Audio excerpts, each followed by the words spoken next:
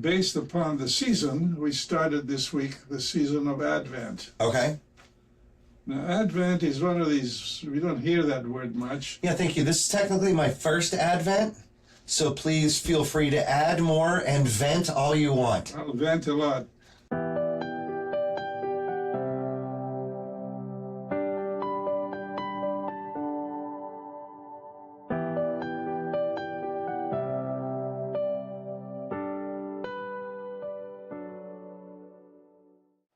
What is the significance of this event? I want to do more than just talk about this specific event. Okay. But the word Advent to me is a very meaningful, pregnant term. Okay. Holds Second much week in it. in a row Yeah. it's pregnant, full of meaning. Okay. It's a very heavy word, my friend. Parenting. We were talking of parenting last week, and Mary had quite a job parenting Jesus. Yeah, You know, that's... think about her. Here she is alone. She's not married. She's pregnant. She's got the whole neighborhood talking about how she got pregnant. All kinds of crazy I'm theories. sure nobody believes her. Yeah. Well, this is why there are all kinds of crazy theories today as to why she got pregnant. Those who do not want to accept the divine origin of the birth. Correct. And here she is, imagine, alone. By the way, I've been to where she lived in a cave. Really? In Nazareth. Wow. In Nazareth, underneath, there's a big church of the, a big Catholic church, cost them $5 million about 25 years ago. A Church of the Annunciation. Okay. Annunciation means announcing to Jesus that she. See, I gotta interrupt right there because this is like the third time this Annunciation word has come up. Announce. Yeah. Yes. And when it comes to Annunciation, I think it's about enunciation of your words. Yeah. And so coming from that background where that word means that, all of a sudden having to adopt this other meaning of enunciation, which is more of an announcement type of thing. Yeah.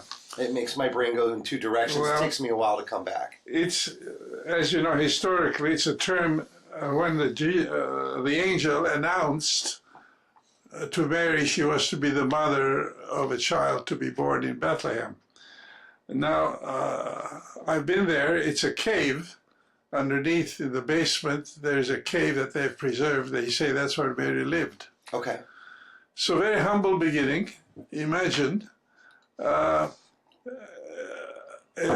girl, probably she was around 16 years old. Wow. It blows your mind. When the more you think about it, the more, wait a minute, now this can't be true. this. I mean, when I brought my son home, I actually went through this recently because of a TV show I was watching. But I remember when my son was born, we had a full hospital, full staff, full everything. Yeah. And they're like, okay, take your baby home. And I'm like, why? We have everything we need here. We'll keep him here. What do you mean go home? So I can imagine going home to what we did was enough of a scary situation. But now she has to bring what she knows is going to be a different child and into a dirt floor. That's right. And a cave. Yeah. No stress at all, right? Yeah, no stress at all. Well, that's the beginning. And Mary, as a mother, needs to be considered a lot more by us. Okay. The Catholic Church has elevated Mary to the position of being almost a co-redemptrix with Jesus. Wow, there's a triple word score. I'm sorry, what was that? Co-redemptrix, co-redemptor with Jesus. Okay.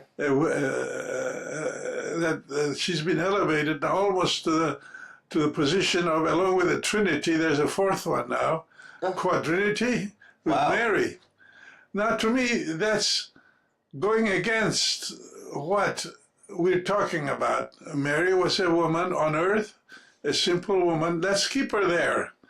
And let's walk with her as she is raising this little baby. Wow. Okay. Now, so parenting we talked about the other day. Of course. There's a lot to learn from Mary.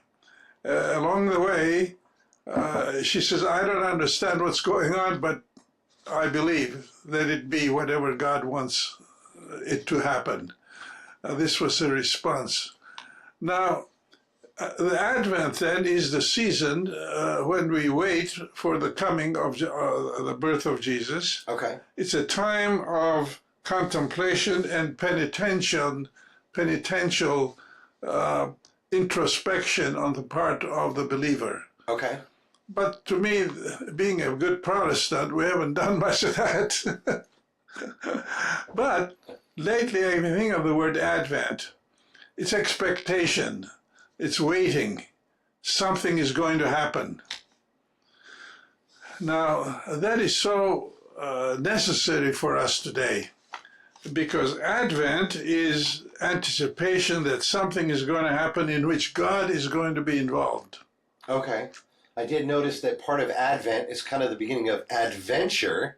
Okay. Lori told me about that one. Yeah. So Yeah. I can understand its anticipation of something. Yeah, For an anticipation, adventure. which is going to be exciting and challenging. Which is usually the best type of, you get excitement and challenge versus just sit there and ooh and ah. And Advent, the spirit of Advent, we should maintain beyond just 1 month. Okay. Life should be one always wake up in the morning with the feeling God is going to do something in and through me, around me, beyond me today. Anticipation, rather than, oh boy, another day, boring day. I'm going to have my coffee. I'm going to sit down, read the paper. I'm talking of my life. And then what do? So, I keep wondering, what am I supposed to do today? Instead of saying, am I available to God today to do something that is extraordinary? That makes life exciting and eliminates a sense of boredom that people with my age, we are more and more encountering. That's interesting that you bring that up because, again, when I had to, bring home a baby, and I ended up on my own, split from my ex, I moved in with my mom, which I always still think is going to be a fantastic move. But I can see her, dealing with her, watching her in her room, and she has a dog and all this stuff, but I can tell that boredom is creeping up on her. Of course. And she needs more to do and more to interact with. She's actually going to take a trip to see her friend in San Francisco. And she's very excited. All of a sudden, it's planning and movement and packing and all this stuff's going on. You could tell. She's very excited about all this. Well, we need that. We need that. And faith adds a dimension of how is God going to be involved with my day-to-day. So that what happens is a gift of God. And let me take it that way and accordingly not be ho-hum about it, but anticipate something special, something good, something wonderful. I'm going to keep this relatable because I'm new and you're very experienced at this. But I always go back to the Kung Fu Panda movie. Yeah. Where the master, who was a turtle, his name is Oogway, and he said, he was full of these great statements, and he says, yesterday is history, tomorrow is a mystery, but today is a gift. That's why they call it the present. And so that's interesting. Yes, it's still something that to this day, there's a bunch of them in that movie. But I've always felt like if you could treat today as a gift, as a present. Yeah. Like you were just saying, all of a sudden the day does not take on its usual ho-hum normal. Going back to the text, Advent is a celebration of God penetrating human perspective, human scene, human life, and penetrating and filling it with meaning. That's the birth of Jesus. This is why I call it the humanity of God. So just by being born, now the meaning has begun. The person who is being born, God coming to us, God penetrating human history. Now, we have mythology that talks of gods, Greek gods penetrating human history. It's nothing new. So what is unique about Jesus? Many things, but I'm excited to hear what you wrote about. Well, what I wrote about is that God is not only penetrating, but assuming humanity in a full sense. God became man or human. And with all its vulnerabilities, Jesus did not use his divinity to escape the stresses and the challenges of life because he's divine. We do that today. We pull rank. Thank you. Finally, a military term I can grab onto. Pull rank. Yeah, all the time. Totally, completely. We have, I don't want to get into politics again, but we have a presidential nominee who had his whole, what's the word? He's escaping the consequences of his doings. He was convicted because now his rank as president, he's considered to be immune. Yes, much like what Biden did with his son, right? Yeah, well, pardoned his son. Biden forgave him. He had good precedent. The former president forgave hundreds of them.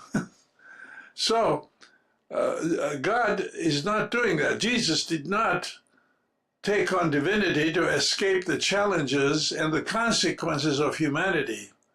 He took it on.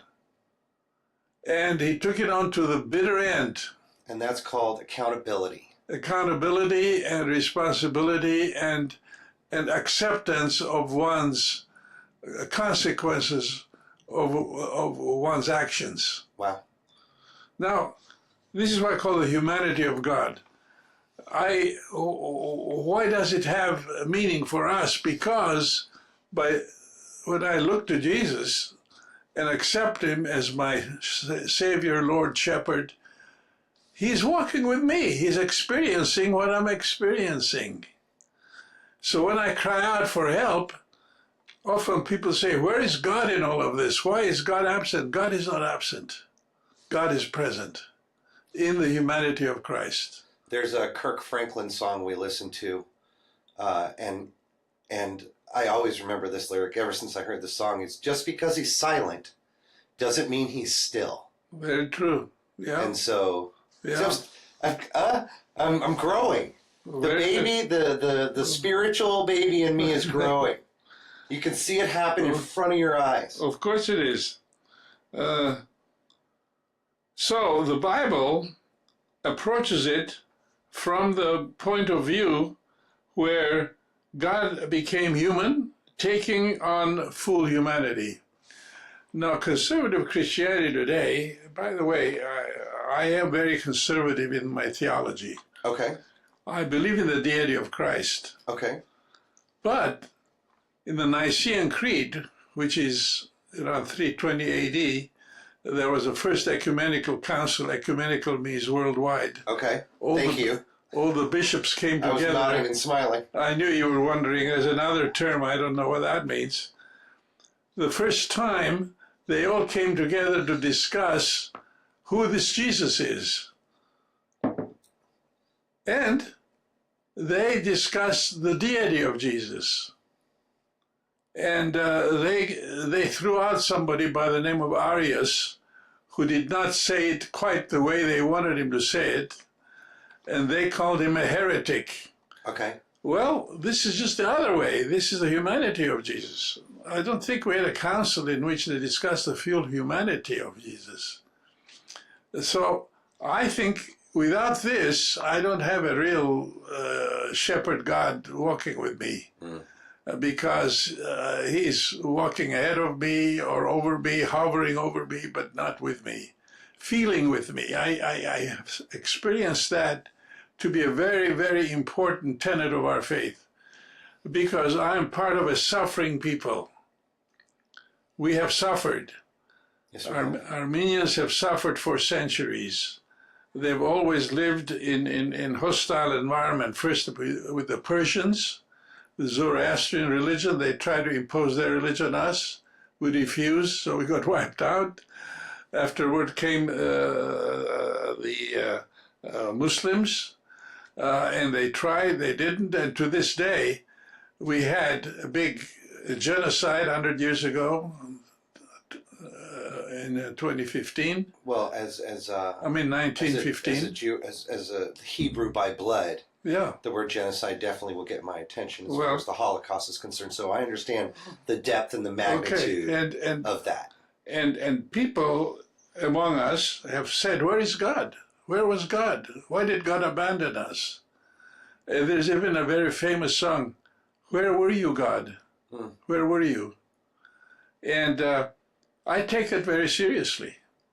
So here we are, all of us, we face every day, in some manner or form, the challenges that make us wonder, is God there for me? And faith says yes. And faith says, today you'll discover how, in the midst of your pain and the challenges of life, you will discover God is walking with you. This is the promise of Advent, the coming of Jesus. The birth of Jesus means to me the coming to us of God to walk with us as a human. Now that's called, conservatives don't want to accept that, but by not accepting it, they are in turn turning against the historic faith of our church that says, fully human, fully God. Excuse me. No problem. Well, faith is I'm going to use it as an intrinsic term here. My football team, I'm from San Francisco, called the Faithful. That's what the 49er fans are called. It's called the Faithful.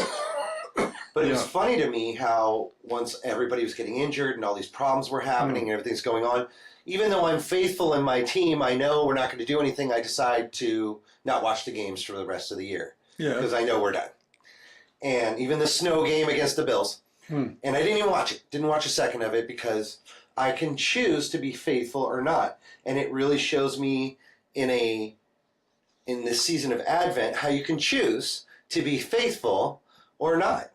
Yeah. And I see a lot of excitement in faith, and I don't know if everybody does, but I see a lot of. Lori said that we're a little bit reserved the first couple weeks of Advent, and then it gets a little more celebratory towards the end of Advent. And so I like the build, and I like how it comes along, but I also know that you have to have faith and understanding God without him being human it's got to be impossible to try and relate to that. It's going to be the God looking down on you. Yeah. But because God embraced his humanity with Jesus, we get this great reference that we could sink our teeth into from so many angles. Very true. And as a parent, you know how true that is. If you're going to win the love and confidence and loyalty of your son, you've got to get down on his level.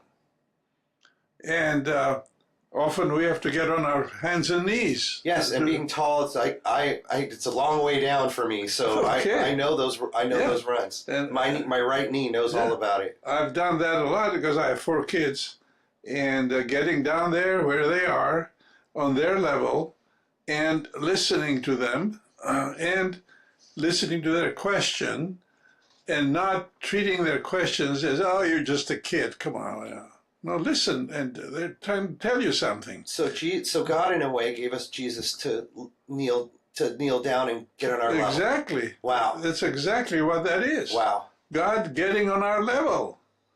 Because love says, I've got to bond with this person, with your kid. I want to bond with him, and I want to get down to his level. Wow. Parents always say, excuse me,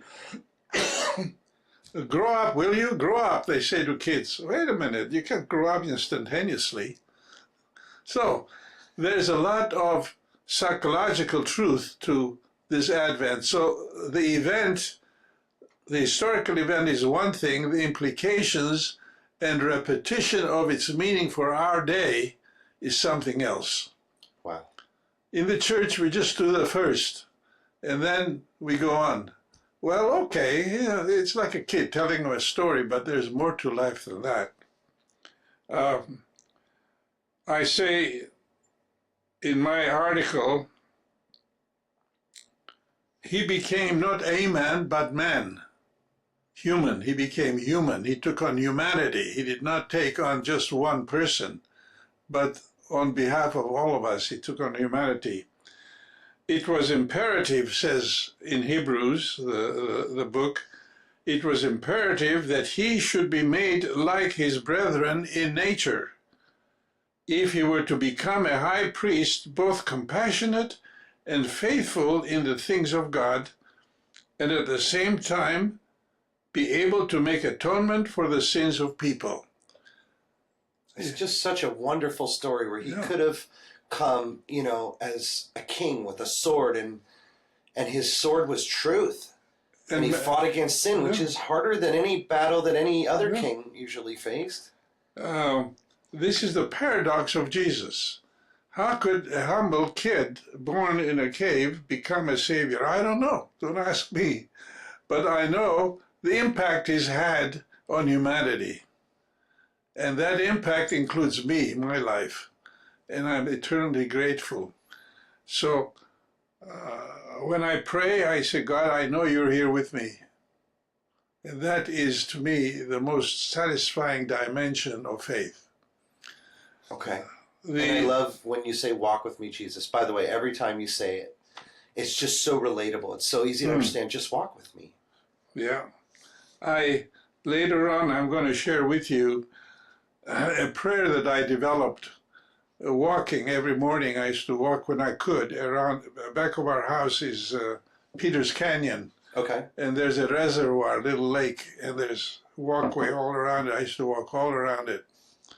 And I developed a prayer, a cadence. Oh, wow. Yeah. And another military term. I'm all about it. Cadence, boy, you know about I know that one very well. And I used to repeat. And a friend of mine put it to music, by the way. Well, yeah. Well, I hope I get a copy of that. Well, you will. So it is then that as we celebrate Advent, it is a time in which we contemplate, we meditate, we think about the meaning like we're doing today, saying, how is this going to impact my life this year? With the new challenges facing us. So Advent isn't just personal, it's for our nation, national. We are anticipating a lot of things happening. Yes. Negative or positive, I don't know. But we have to be ready for both. In God, in the faith we're sharing, saying, God, you'll be with me there, whatever happens.